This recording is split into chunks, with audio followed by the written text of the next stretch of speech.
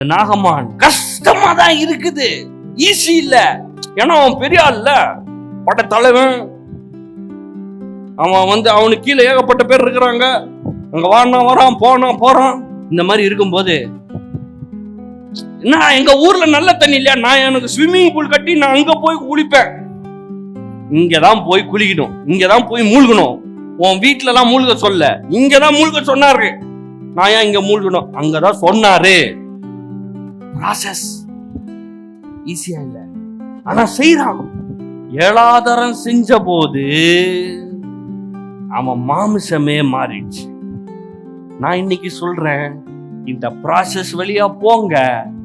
அந்த பக்கத்துல மகிமை, அந்த பக்கத்துல உங்க அற்புதம், அந்த பக்கத்துல உங்க அதிசயம், அந்த பக்கத்துல உங்க கதவெல்லாம் திறக்குது, உங்க வாழ்க்கையில நன்மை உண்டாகுது.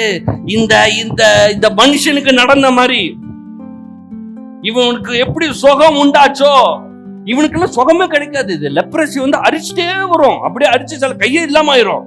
மோசமான வியாதி இது.